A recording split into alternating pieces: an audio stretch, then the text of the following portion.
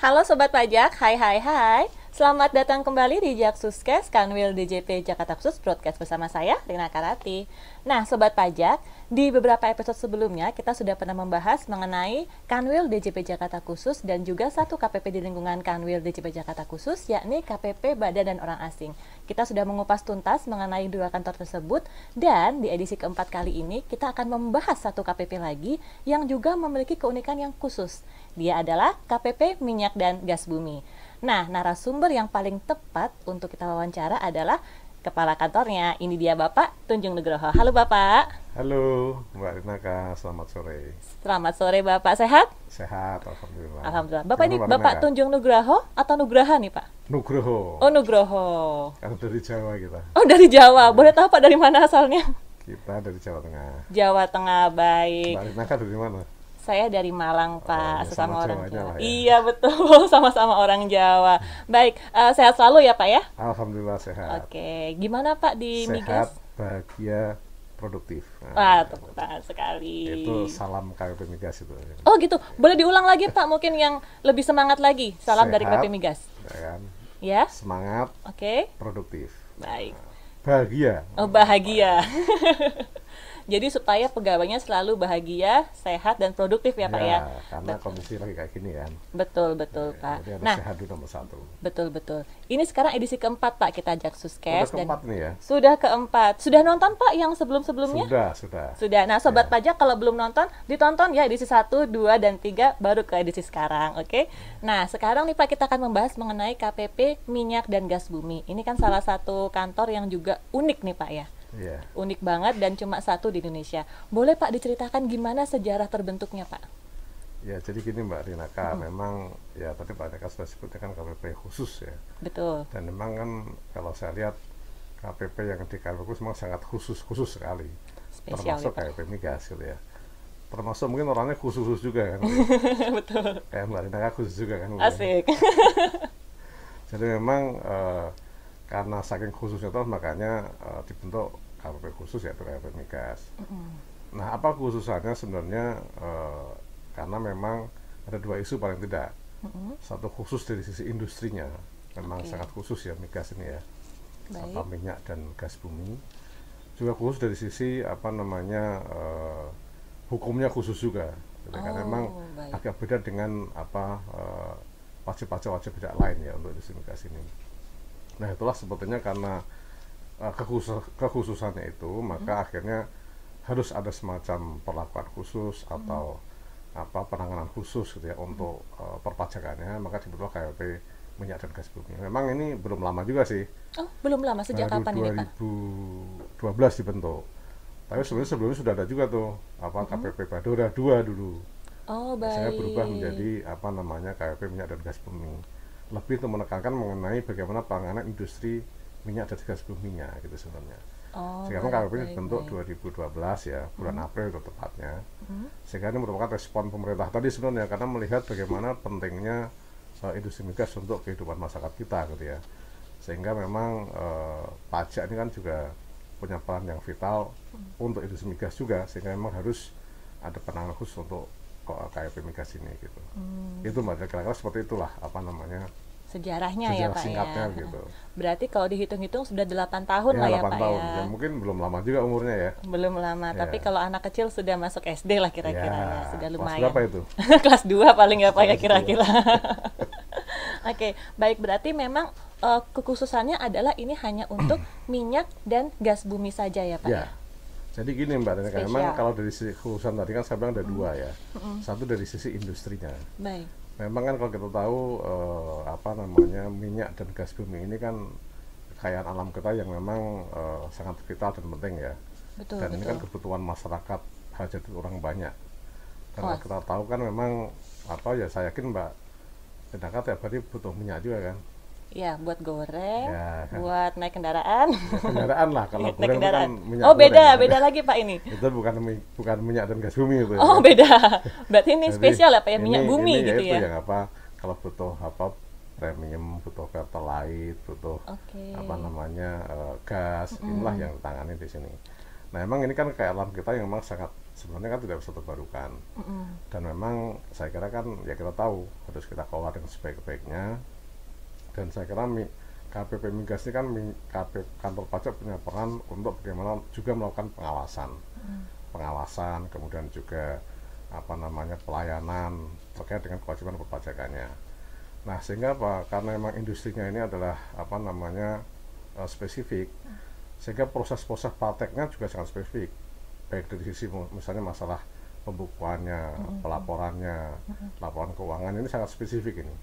Sehingga memang tidak bisa disamakan wajib pajak yang lain. Nah, inilah makanya kemudian dibentuk suatu KPP yang khusus. Nah, yang kedua dari sisi hukumnya ini juga khusus ya. Hukumnya khusus juga ya, karena Pak, ya? Terkait dengan industri migas ini dia tidak murni tunduk pada perpajakan. Dia bekerja gitu. dengan kontrak ya.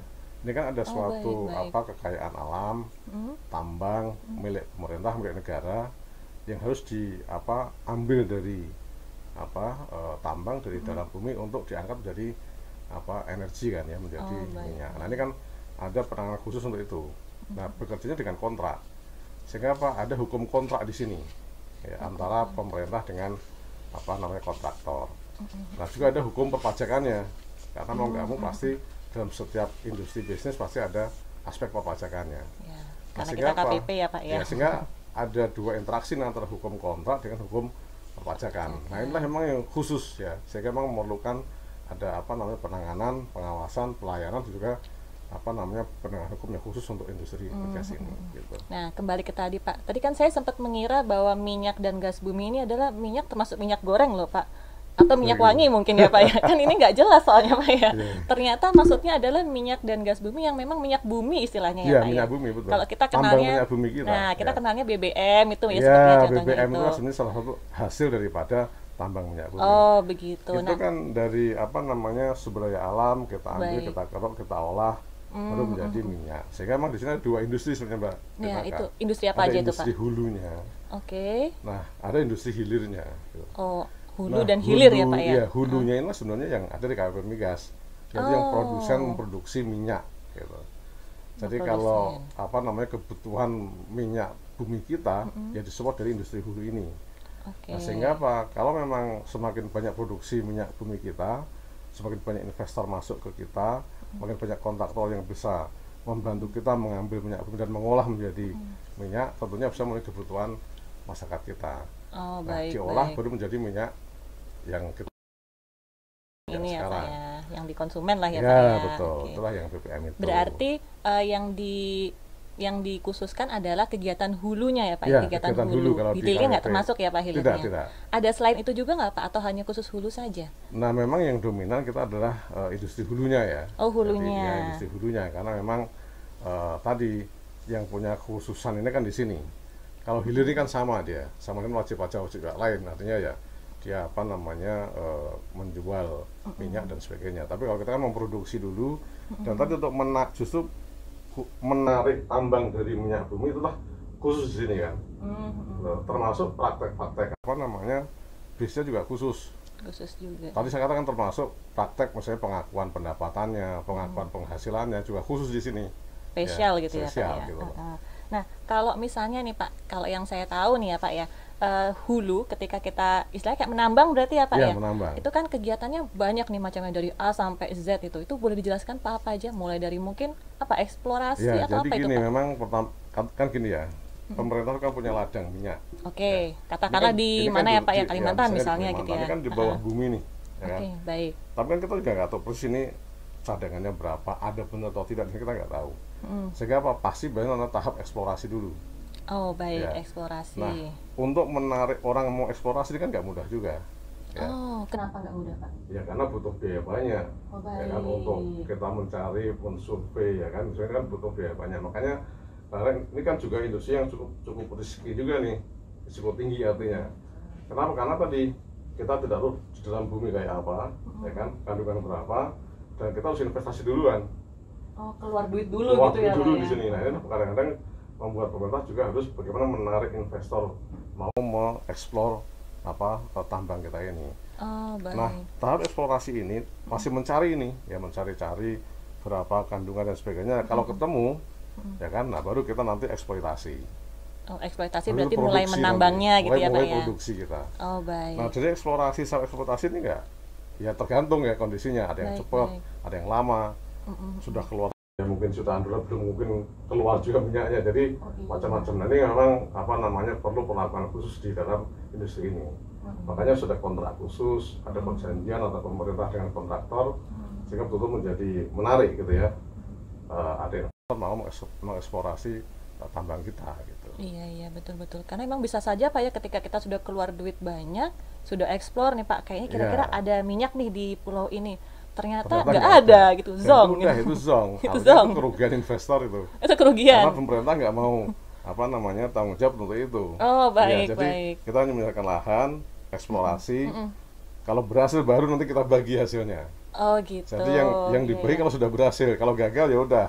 Nah, ini memang baik, ini yang baik. saya katakan kadang-kadang perlu perlakuan khusus terkait dengan perpajakannya juga. Nah, ya, ketika gitu. misalnya sudah ketemu nih Pak ya, sudah kita eksploitasi, kemudian kan ada kayak pengangkutan dan sebagainya, itu juga apakah termasuk dalam ranah KPP minyak dan gas bumi? Oh iya, jadi gini memang yang utama kan industri hulu tadi ya, Iya, yang apa hulu. mengeksplorasi, kemudian memproduksi dan eksploitasi minyak. Nah, kadang-kadang untuk industri ini kan juga butuh penunjang. Ya. Oh, penunjang ya Pak ya namanya ya. Penunjang industri migas. Biasanya dia memberikan servis kepada tadi kontraktor-kontraktor yang memang melakukan tambang migas ini. Macam-macam nih, ada jasa drilling, ada jasa cementing, ada jasa pengangkutan. Drilling itu apa Pak ya? Drilling itu ya Ini kayak bahasanya agak ini. Ya, mengebor. Jadi mengebor. Ya, mengangkat minyak dari bumi ke atas lah drilling. Oh, baik. Gitu ya. Saya taunya drilling itu kalau dulu waktu masih kecil Pak, di drill, ayo kamu belajar A, B, iya. C, D gitu. Bukan ya? Beda nih. Itu ngedrill yang lain. Oh, beda lagi. Baik. Ini memang mendrilling minyak kan. Oh, gitu ya, baik, tadi. baik. Nah, itu jasa penunjang. Nah, kita memang ada dua sih, tapi nggak terlalu banyak di kita. Yang banyak sih wajib pajak yang istilahnya wajib pajak K3S, kontraktor, kontrak kerjasama. Karena memang ini bentuknya adalah tadi kerjasama antara pemerintah dengan kontraktor. Nah, kalau penunjang migas kita juga memang nggak banyak juga. Istilah baru nih Pak ya. Berarti ya kegiatan yang diakomodir tadi kalau saya simpulkan adalah kegiatan hulu dan juga kegiatan penunjangnya ya Pak ya. Itu yang selain dikelola hilir ya oleh Pak ya. KPP minyak dan gas bumi. Oh, baik. Nah, kalau untuk wajib pajaknya Pak, wajib pajaknya ini apa aja Pak yang di KPP minyak dan gas bumi? Iya tadi Mbak, karena wajib pajak kan contohnya gitu misalnya. Kegiatan utama kan. Karena di sini industrinya adalah minyak dan gas bumi, industri hulu, sehingga wajib pengusaha yang bergerak di sini, sehingga wajib pajak yang kita ya ini adalah wajib pajak yang bergerak di dalam eksplorasi minyak dan gas bumi, eksploitasi dan eksplorasi ini. Kalau pengusaha berarti PT gitu mungkin ya Pak ya? Ya, di sini memang kebanyakan Mbak ada dua. Bisa dia memang dalam negeri, PMDN, bisa dia memang luar negeri. Oh, bisa juga itu ya, Pak. Nah, biasanya kalau luar negeri dalam bentuk BUT juga di sini. Dalam bentuk bentuk usaha tetap gitu ya. Atau bisa juga PT dalam negeri. Jadi ya ada dua di sini, bisa berupa wajib pajak dalam negeri PT ya, atau bisa juga dia memang bentuk usaha tetap. BUT. Gitu, berarti duanya adalah PT dan BUT itu ya Pak ya. Oh, baik. Tapi yang hilir tadi tetap tidak termasuk ya. Kalau yang hilir kebanyakan ya bisa juga sih, bisa juga dalam negeri, bisa juga dia BUT. Ini kan agak panjang Pak, KPP minyak dan gas bumi. Ada nama singkatan yang umum nggak Pak? Ya selama ini namanya migas itu. Oh, migas, disingkatnya migas gitu ya Pak ya. Jadi migas lah, minyak dan gas bumi. Nah, berarti kalau sobat pajak mendengar KPP migas itu artinya adalah KPP minyak dan gas bumi. Iya. Ya itu ya Pak ya? Iya. Betul. Nah, kalau misalnya untuk wajib pajaknya ini tadi Pak, wajib pajaknya lagi itu tadi saya juga mendengar ada kata-kata yang baru nih Pak ya, SKK, K3S. K3S. Ya. Kemudian tadi wajib pajaknya adalah PT dan BUT gitu Pak. Ya. Ada dikasih contoh kan mungkin Pak, boleh nggak disebutkan Pak? Misalnya PTX atau PTDB gitu. Mungkin nggak usah disebut merek kali ya. Iya, jadi intinya kan begini Mbak Rinaka. Jadi tadi saya katakan karena industrinya adalah ini kan tambang milik pemerintah, maka pemerintah kan mengundang investor untuk bekerjasama dengan pemerintah untuk mengambil tambang ini. Nah, itu wujudnya dalam bentuk kontrak. Oh, tadi yang K3S itu bukan Pak? Nah, K3S ini adalah kontraktornya. Oh, baik. Kontraktor kontrak kerjasama. Ya. Oh, baik. Nah, ini bekerja dengan berdasarkan kontrak yang namanya product production sharing contract. Jadi kontrak Production bagi sharing hasil, contract. gitu. Oke. Nah tadi biasanya karena ini butuh investasi mahal, investasi besar. Nah biasanya apa? Diatur khusus dalam kontrak ini, ya, Oh, baik, baik. mengenai apa namanya pembagiannya, tanggung jawabnya kontraktor, kapan haknya pemerintah, hak kewajiban dan sebagainya. Nah ini berpengaruh kepada proses perpajakannya, gitu. Oh, Ya. baik. Sehingga apa? Berapa bagian kontraktor, berapa bagian pemerintah diatur di sana. Nah pajak ini kan lanjutan dari sana sebenarnya. Itulah makanya proses perpajakan kita nggak bisa lepas dari proses kontrak ini, Oh, gitu. Jadi K3 adalah kontraktornya. Nah bekerjanya berdasarkan kontrak antara pemerintah dengan kontraktor itu. apa yang Gitu. tadi PCS tadi itu apa ya? PSC. Oh, PSC, Ya, bukan Production PCS. kebalik. Production sharing Sharing contract. cost. Oh, Nah, sharing ini pun contract. skema juga bisa macam-macam nih. Oh, beda-beda Nah, juga saat itu ini Pak ya? skemanya ada dua yang dipakai oleh pemerintah dengan Oh, kontraktor. apa aja itu Pak? Ada skema apa namanya cost recovery, Oke. ada skema namanya gross split, gitu. Ah, Nah, cost ini baru nih recovery. gross split. Yang lama sih kita banyakkan pakai cost recovery. Oke, cost recovery Gitu. ini apa Pak? Kalau saya recovery biasanya habis sakit, Habis sakit recovery gitu ya, sembuh recovery gitu ya Pak. ya. Ini kalau cost Ya. cost biaya recovery. Jadi gini Mbak, Nah, ini apa Rina nih, kan Pak? dari akuntansi bukan? Bukan Pak. Jadi gini Mbak, Saya anak Rina, pajak Pak. sebenarnya gini, cost recovery ini seperti model pengakuan pendapatan di akuntansi. Oh, begitu. Jadi tadi saya katakan tadi, ini kan kontraktor investasi dulu, keluar duit dulu banyak di situ untuk eksplorasi plus eksploitasi. Nah ini kan dia sudah keluar cost dulu nih, Oh, ya betul kan, betul. biaya. Dan ini semua biaya termasuk aset yang diinvestasi milik pemerintah nanti. Ini nih kontrak seperti itu milik pemerintah. Sehingga apa? Nanti baru setelah dia menghasilkan baru dihitung-hitung tuh bagiannya berapa.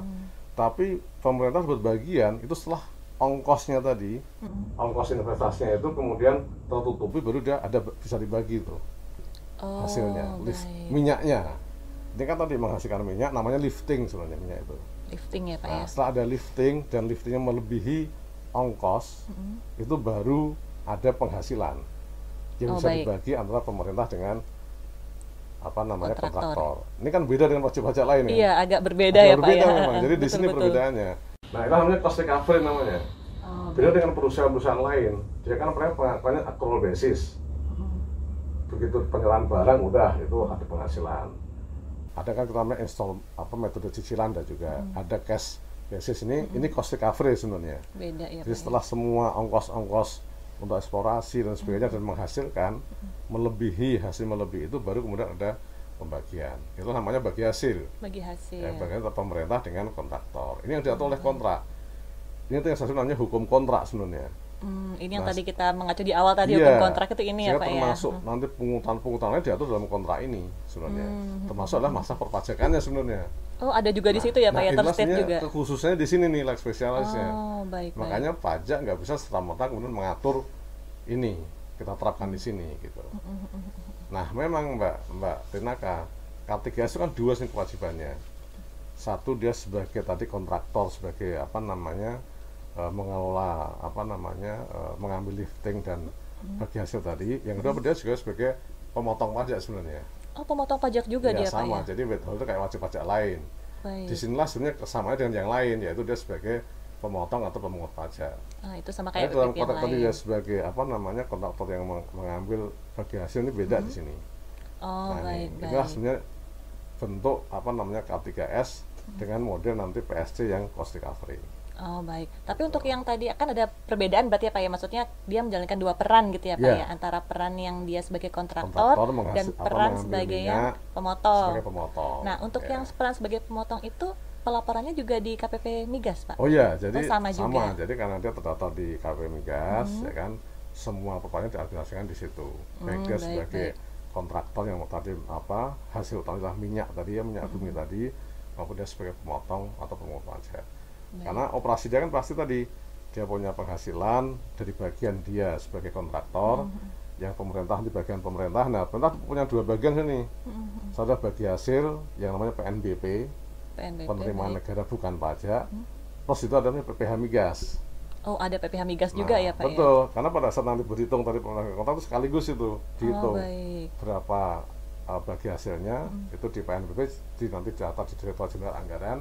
Nah, PPh Migasnya kita yang mencatat. Direktorat Jenderal Pajak di KPP Migas. Baik, baik. Tapi di baik. samping itu tadi saya katakan dia sebagai wajib pajak, dia kan bayar beban Betul, keluar biaya betul. kan, dia harus memotong Betul. pajak atas gaji, pajak atas sewa itu kan dia potong. Ini sebagai withholder atau pemotong pajak. Sama ini juga dilaporkan misalnya di KPP Migas. Oh, sama-sama di Disitulah migas ya, Pak, ya? khususannya kita. Jadi Khusus kita banget hanya memang, khusus Pak, ya. memang wajib-wajib seperti ini. Dan ini Iya, kan kalau iya, iya.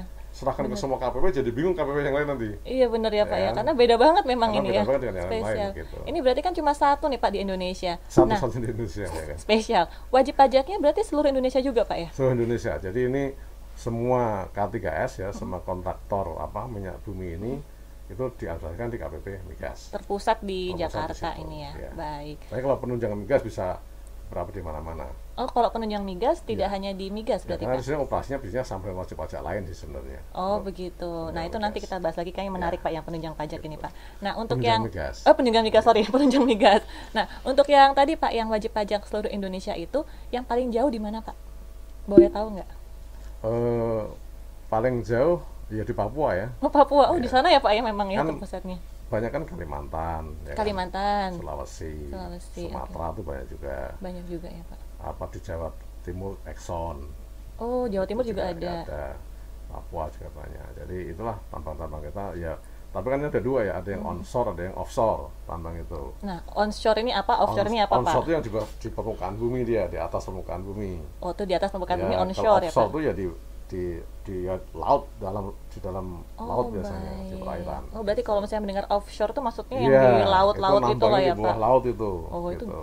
Itu alatnya pasti mahal itu Ya Pak. pasti. Ya tadi apa namanya Iya, betul, drillingnya betul. banyak dan sebagainya, dan memang di tengah laut dia operasinya kan. Baik, baik, baik. Oh, gitu. Nah, ini Pak, kalau misalnya tadi dengan penjelasan yang tadi itu Pak ya, saya asumsikan misalnya ada PT X gitu ya. PT Iya. X ini ingin bekerja sama masalah Dengan migas. pemerintah. Nah, dengan pemerintah. Ya. Berarti adalah PT X ini mungkin mengeluarkan biaya untuk eksplorasi dulu gitu ya Ya. Pak ya. Eksplorasi, kemudian setelah keluar migasnya atau minyaknya dijual, ada hasilnya, barulah itu dibagi tadi ya Pak ya. Ya kalau Yang tadi kalau pakai hasilnya cost sudah, recovery tadi hasilnya ya? sudah melebihi Oh, berarti untuk Cost-nya menutupi semua cost-nya tadi, dulu, iya, setelah itu gitu, baru dibagi. iya. Nah, kok yang tadi yang gross split tadi Pak? Nah, Itu kalau kayaknya gross split begini. katanya baru itu ya Pak Ya, ya? itu baru memang gini. Kalau cost recovery tadi, ini kan apa namanya, investor keluar biaya semua dulu, ya kan, nanti begitu ada hasil untuk mengganti cost recovery dulu. Setelah cost recovery yang tertutup, baru nanti itu sisanya dibagi untuk pemerintah dengan kontraktor. Tapi kalau gross split dia namanya gross. Jadi gross itu berarti begitu ada hasil lifting, itu udah dibagi. Langsung gitu ya Ya, Pak sehingga ya? sehingga sepenuhnya nanti apa namanya semua biaya itu tanggung jawabnya di kontraktor Oh, gitu. Jadi baik. pemerintah nanti ya udah menerima hasil grossnya selesai. Nah, sehingga apa perbedaannya? Kalau yang cost recovery tadi itu aspek perpajakannya menginduk ke kontrak. Oh, yang Ya, kontrak tadi ya Pak ya? jatuh sampai ke sana di sana. Tapi kalau gross split ini, karena dia hanya membagi grossnya, misalnya liftingnya saja yang di atas, bagian kontraktor berapa, udah nanti semuanya full tunduk kepada perpajakan. Tapi kalau kan pengawasan atau transaksinya, termasuk penghitungan pajaknya, semuanya ikut pada ketentuan perpajakan, gitu. Tidak menginduk ke kontrak lagi Nggak ya menurut Pak ya? kontrak lagi, yang cost recovery tadi. baik, baik. Karena kalau yang cost recovery itu diatur sampai masalah perpajakan atau dalam kontrak, gitu. Bahkan ini sengketanya pun khusus di sini. Beda ya Pak ya? Beda, bukan sengketanya sama dengan kayak wajib pajak lain. Kalau wajib pajak kan ada keberatan, kemudian banding ke pengadilan pajak, mahkamah. Kalau di sini adalah ke arbitrase nih. Kalau untuk yang kontrak PSC baik skema cost recovery gitu ya, Beda. maupun yang gross split tapi yang masalah lifting tadi gitu. Kalau untuk saat ini Pak, banyakan yang cost recovery atau yang gross split Pak? Atau Kalau sudah saat ini, berpindah ke gross split semua? Kalau dari kira-kira? strategi yang ada itu memang hampir sebagian besar adalah cost recovery, karena memang dulu semuanya cost recovery. Oh, dulu semua Baru cost kemudian recovery ya Pak ya? beberapa tahun terakhir ini dikembangkan ada gross split ini. Gitu. Baik. Memang ini gross split mungkin sangat menarik kalau memang sudah produksi ya. Sudah produksinya yakin, produksi minyaknya ada dan sebagainya, mungkin enak. Tapi kalau memang kita masih eksplorasinya masih panjang jauh dan sebagainya, masih ini mungkin memang kalian lebih tertarik kepada cost recovery juga. Kayak tadi misalnya Zong gitu ya? Iya, karena cost recovery tadi kan memang dia investasi duluan. Tapi begitu ada hasil kan di recovery dulu, Betul, betul, diganti oleh betul. pemerintah. Setelah melebihi ini baru nanti ada bagi hasil. Oh, baik, baik, baik, Pak. Nah, untuk berarti yang di migas tadi adalah pajaknya PPh migas ya, Pak ya? PPh migas. PPh betul. migas. Oke, selain itu nggak ada lagi, Pak, berarti ya? Nggak ada. Ya sama tadi yang pemotongan pungutan itu. Oh, Nah baik. tadi Mbak Renaka, tadi Mbak Renaka kan bilang bagaimana kalau pengen apa kerjasama dengan pemerintah. Nah tadi sebenarnya yang regulatornya nih ya, regulator terkait dengan ini adalah sebenarnya ESDM sama SKK migas sebenarnya.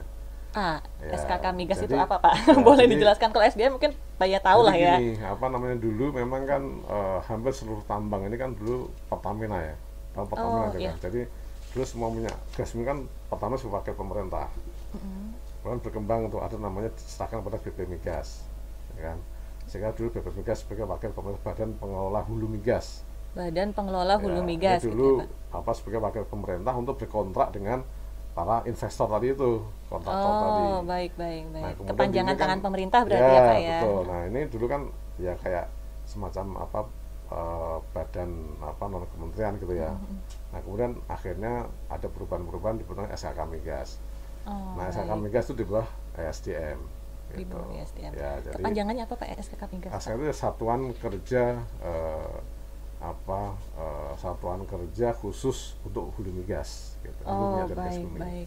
Nah, ini sebagai wakil pemerintah saat ini, pada saat akan ada kontraktor atau investor ingin bekerja sama dengan pemerintah untuk mengelola suatu tambang minyak di wilayah kerja tertentu gitu. Berarti ini saling berhubungan ya, Pak ya, antara ESDM, Ya. SKK migas, kemudian jadi sama sebenarnya tadi wakil pemerintah K3S tadi, ya, Pak ya. apa namanya SDM, SKK Migas dan kontraktor ya. Ini tiga pihak yang biasanya akan memutuskan inilah wilayah kerja ini akan dikelola oleh siapa.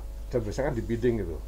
Oh, Ya, di ya, bidding tuh jadi dilelang gitu ya, Pak dilelang Oh, ya, dilelang. gitu, baik. Siapa yang memang nanti memenangkan di dalam suatu wilayah kerja tertentu. Nah, begitu nanti diputuskan oleh pemerintah ESDM dan SKK Migas,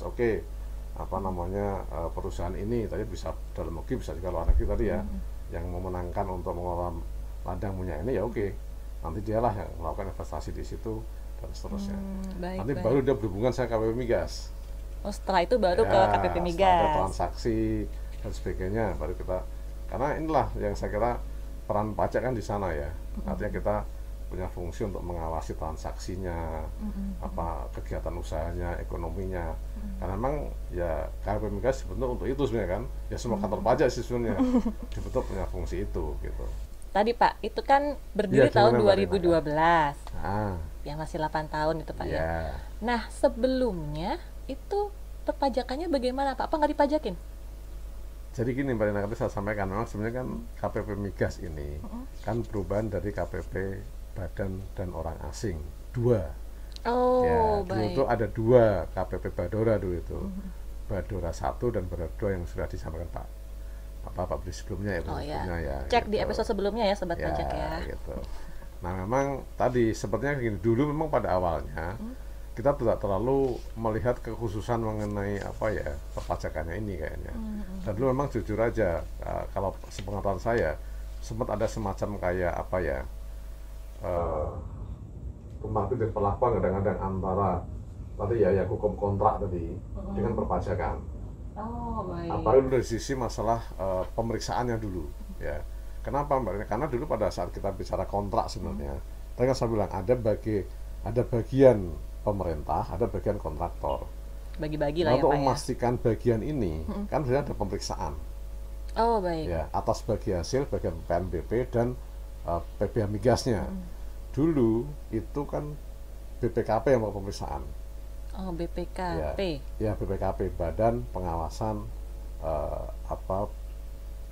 Keuangan dan Pembangunan. Baik. Beda sama BPK ini, Pak ya. Beda, gitu. Beda. Ini kan organisasi pemerintah kalau ini. Baik. Nah, dulu kita pajak DJP terus sepenuhnya mengikuti ini mereka aja. Jadi perhitungannya mereka, proses mereka itu yang kita terima saja, gitu. Karena ya udah kita dulu hanya fokus pada pemeriksaan pemotongan pemungutannya saja tadi yang pot-pot tadi itu. Nah, sehingga apa? Ternyata ya nggak seperti itu, gitu ya. Kenapa? Kan dalam proses kontraktor ini ada namanya uniformity principle. Wah, apa itu, Pak? Ya kan? Jadi Saya gini, baru Pak. dengar loh ini, Pak. Baru dengar ya, kan? Baru dengar, Jadi baru gini, dengar. Mbak Rina, Kak. Jadi proses menghitung bagian pemerintah tadi Iya. harus memperhitungkan baik dari sisi aspek perpajakan juga, terus dari aspek apa namanya akuntansi komersialnya. Oh, baik. Jadi cost untuk kepentingan perpajakan dan cost untuk kepentingan apa namanya komersial dan sebagainya harus sama itu, nggak boleh ada double counting gitu, seperti itu. Oh, tidak boleh double gitu ya, Ya, Pak ya. Baik. sehingga apa harusnya memang kita terlibat di sana, gitu kan, Oh, pajak ini iya. dalam proses penghitungan itu. Nah dulu kita sebenarnya adalah kita serahkan kepada BPKP, udahlah seperti itu. Nah pada saat dulu masih terdaftar di Badora itu seperti itu prosesnya, Oh, gitu. yang di Badora 2 tadi ya, Pak ya, Ya, sebelum dan memang berganti. dulu juga belum ada aturan khusus dalam undang PPh kita, Oh, undang pajak baik. penghasilan kita. Baik, baik. Nah sejak 2010 itu ada pasal khusus dalam undang PPh mengenai mengatur perlakuan pajak untuk industri minyak dan gas bumi ini. Oh, itu 2010 ya, Pak ya? 2010 itu. Oh, baik. Undang-undang PPh-nya 2008.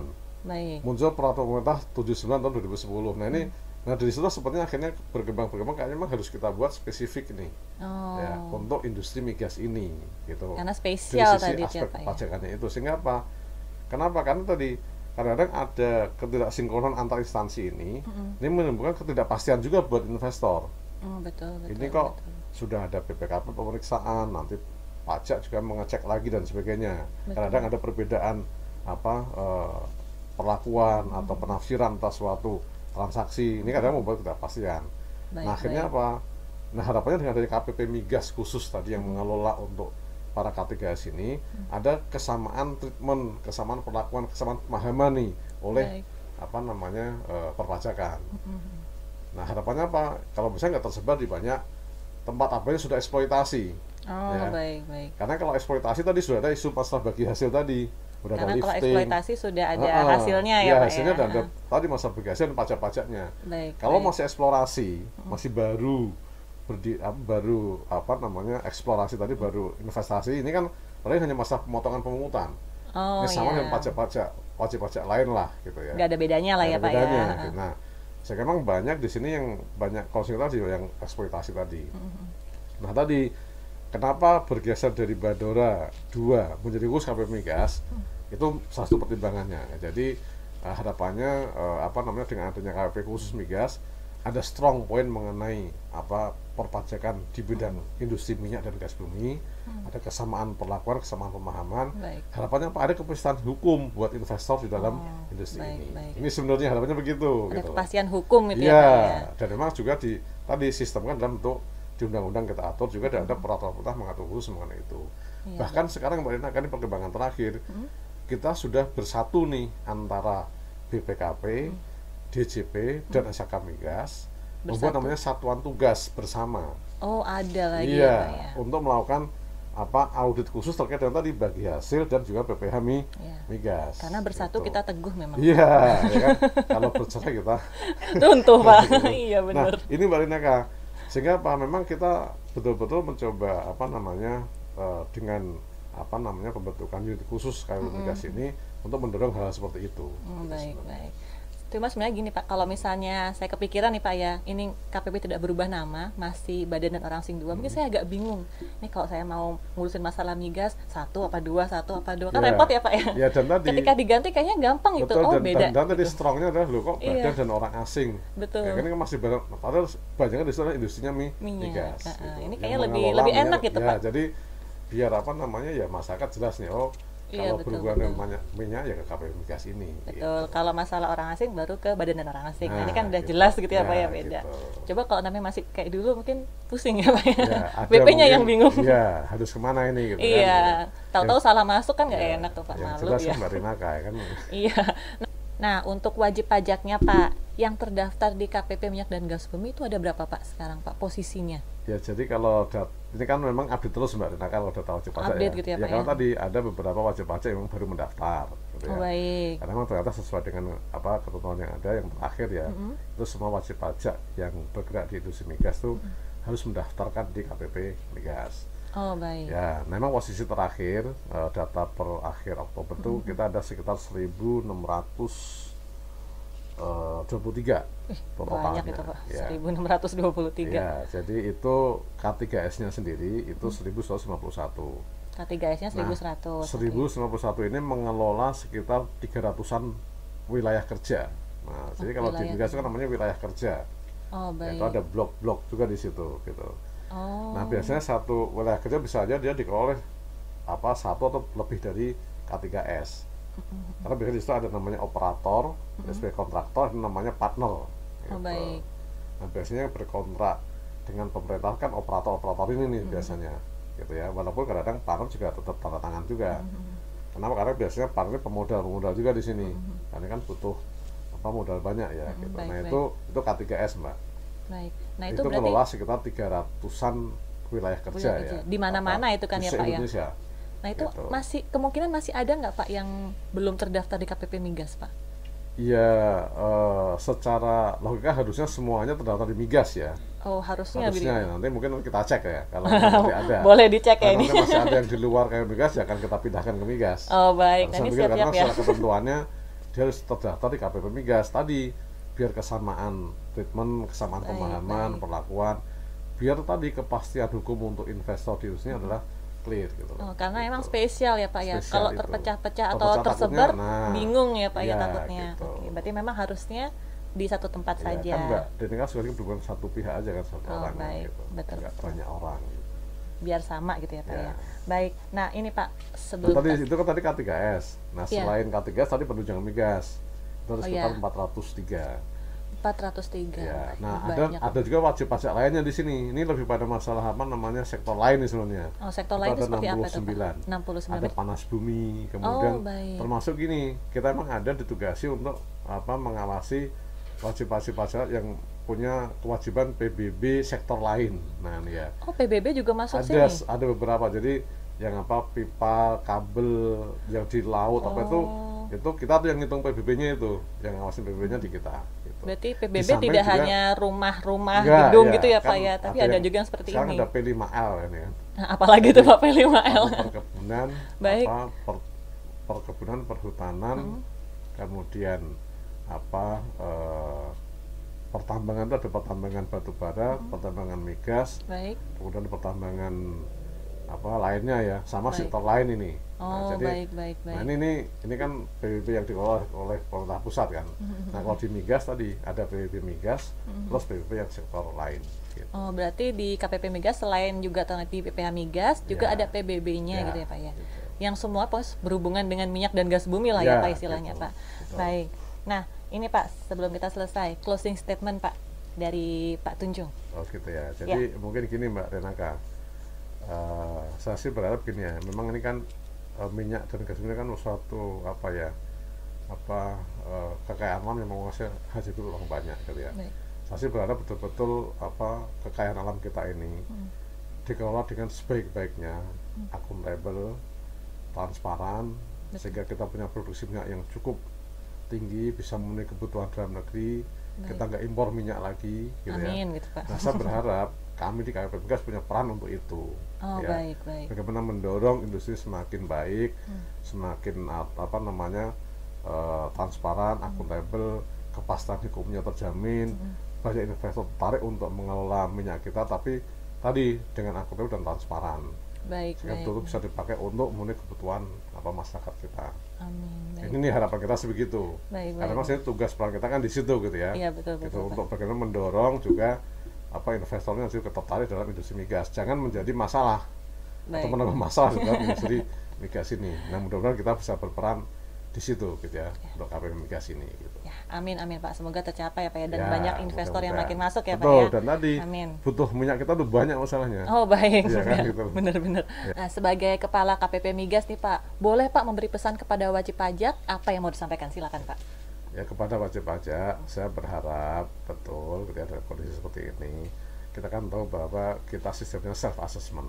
Ini mengandalkan kepatuhan sukarela wajib pajak. Dan saya yakin yang tahu persis bagaimana bisnis, kondisi dan ternyata wajib pajak itu sendiri.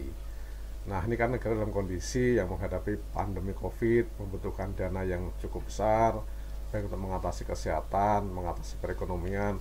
Saya berharap mari kita sama-sama berjuang, bersama-sama bergotong royong, membantu pemerintah melalui perpajakan. Dengan cara apa?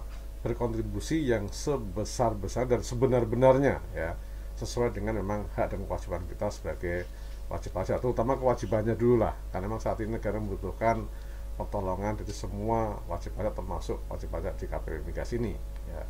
Sehingga mari kita sangat berjuang bergotong royong untuk membantu pemerintah kita dalam kondisi yang sulit saat ini. Ya, terima kasih banyak Pak Tunjung karena informasi yang disampaikan ini benar-benar bermanfaat. Sekali Mudah-mudahan. lagi, sekali lagi karena KPP Minyak dan Gas Bumi memang spesial dan khusus. Ini kalau tidak dijelaskan secara terperinci gini mungkin banyak yang tidak paham nih Pak. Jadi ini memang menarik sekali. Paham kan, Mbak Lena, kan? Alhamdulillah paham Pak. Terima kasih sekali Pak. Baik, terima kasih Bapak waktunya. Sampai jumpa di tempat yang lain. Mungkin nanti kita ketemu lagi dan semoga sehat selalu Pak. Nah, untuk Sobat Pajak, jangan lupa untuk selalu memakai masker, menjaga jarak, hindari kerumunan, dan juga cuci tangan menggunakan sabun. Jangan lupa untuk follow akun media sosial Kanwil DJP Jakarta Khusus supaya mendapatkan informasi terbaru dan terupdate. Akhir kata, spread love and kindness. Sampai jumpa.